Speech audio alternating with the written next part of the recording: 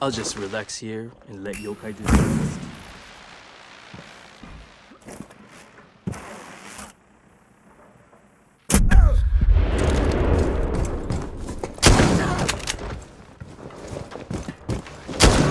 Damn.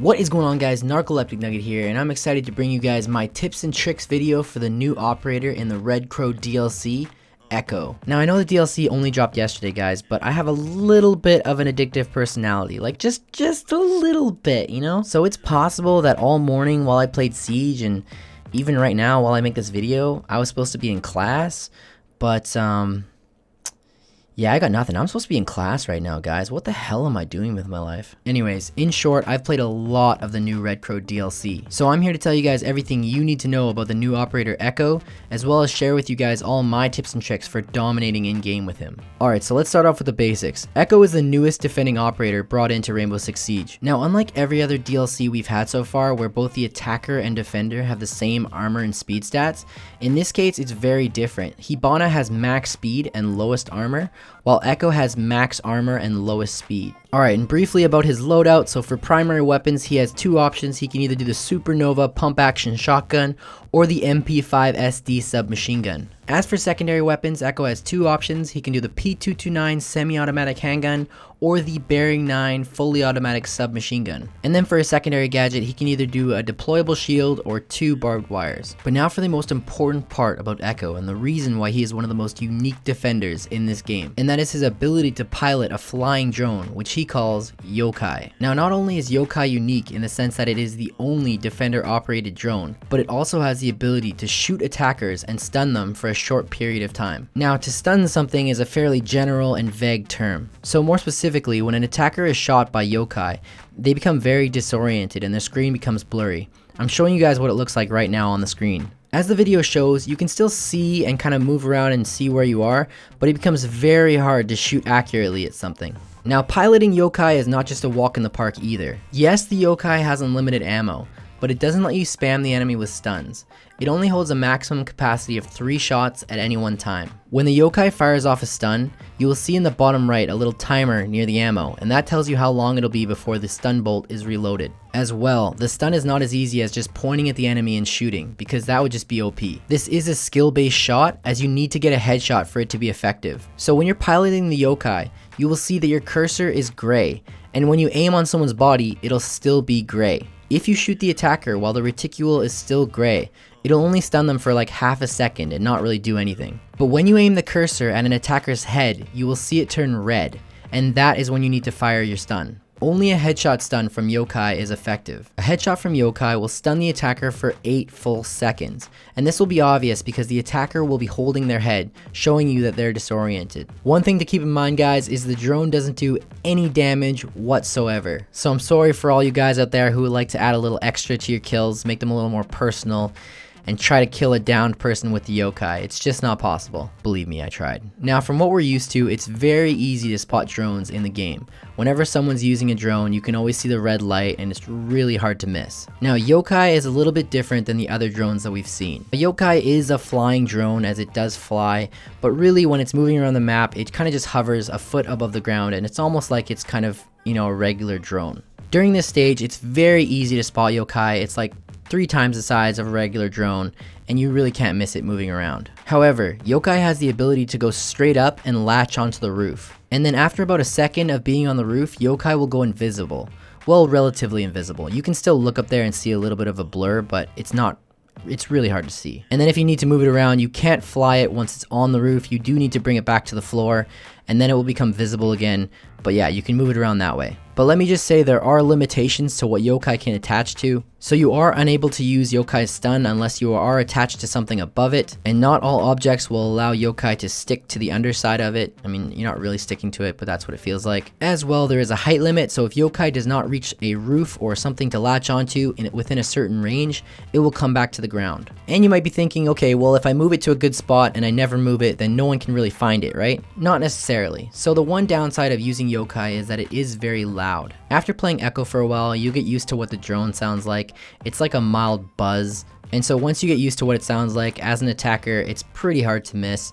You'll be able to hear it, and then you can kind of look for the drone. And like I said, it's not completely invisible, so they'll be able to shoot it. Alright, now with all that information out of the way, let me tell you guys my tips and tricks for playing Echo and how I dominated with him in my games. Now in my opinion, there's two main ways that people can play Echo. The first is when you have good team communication. So whether you're playing with friends or randoms with mics, you can play Echo by sitting in the objective room and droning out and really helping your teammates by either telling them where enemies are or stunning them and allowing them to kill them. The loadout I would choose for this playstyle is a little bit more versatile. You can go with the submachine gun, you can go with the shotgun, it's really personal preference for this. However, I'm going to cater my tips and tricks more toward the person who's playing Echo kind of solo queue, who might be with teammates who they know but don't really communicate as much, and my loadout and playstyle is really designed to help you do well and not really rely on anyone else. So with that being said, my playstyle for Echo is less of a run and gun defender and more of a let's set the traps and watch them come into it. Practicing this playstyle, my favorite loadout became the Supernova pump action shotgun as my primary, the Bearing 9 submachine gun as my secondary, and the Barbed Wire as my secondary gadget.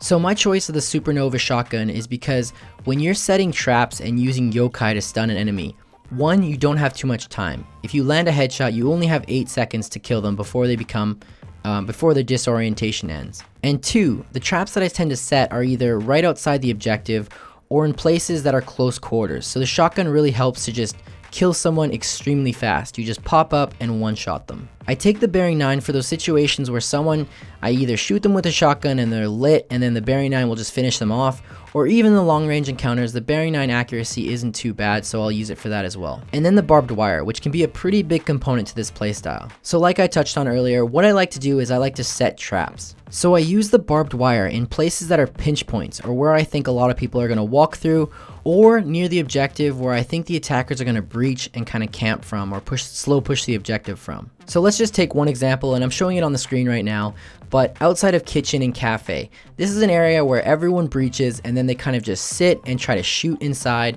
and hopefully kill the defenders. This is an area where I'm likely to put my Yokai as well as a lot of Barbed Wire. Now keep in mind the Barbed Wire is not necessary, but it makes it a lot easier, especially if the attackers don't destroy it, because once they get shot by the Yokai, the Barbed Wire will slow them down a lot and allow you to catch up to them. But anyways, what I like to do is I like to put Yokai in these positions, whether it be a main entrance or in this case, right outside of a breach point, and just don't put it too close to where the attackers are going to stand or else they're going to hear Yokai. As well, to be able to pull this off, you have to make sure that your character Echo is nearby, whether it be above the attackers near a roof panel or just around a corner. So from here, all you want to do is literally just stun an enemy, make sure you line up the headshot and stun them, as that will last 8 seconds or else they'll only be stunned for half a second, and then quickly switch to your Echo, pop out, and then in my case I use a shotgun and it's just an easy free kill. Now this is easier if there's only one enemy in the area that you're trapping, but it is possible to do it with 2. Just make sure you land 2 successive headshots. Again, it lasts 8 full seconds, so that's plenty of time to pop out and kill both people. I know it sounds like a very simple playstyle, guys, but honestly it is very effective even in ranked games right now. And you might be thinking, okay Nugget, well if once you do it once the enemy's going to be expecting it and you can't do it again. That is completely false. So again, you want to mix up where you're doing it. Either do it near the objective where they're going to breach, or do it at an entrance or another type of pinch point, a stairwell, anywhere that's random in the map that you think people will walk by. And then you have the option to use your barbed wire or not. Yes, if you use your barbed wire in a weird place of the map, people might get suspicious and kind of look for a drone, but you don't need the barbed wire. Like I said, you can do it without it, or you can use it. And then say you do it once and the enemy team is expecting it. It still has an impact on how they're going to be able to attack. Can you imagine being an attacker and knowing that the enemy team has an Echo that knows how to use his Yokai and you just got embarrassed last time because you got stunned and then knifed? It keeps the defenders on their toes, and as long as the attackers are worried about the Yokai and keep looking around for it, you're doing your job and you're helping your team. So yeah guys, this is the strategy that I've been using in solo queue ranked, and it's not only been really fun, but it's been really effective and I've been winning a lot of games. Again, if you're playing with your buddies, it's a lot easier to play Echo. You can pretty much just, defend the objective and then use your drone to kind of call people out, stun them, and then your buddies do the work.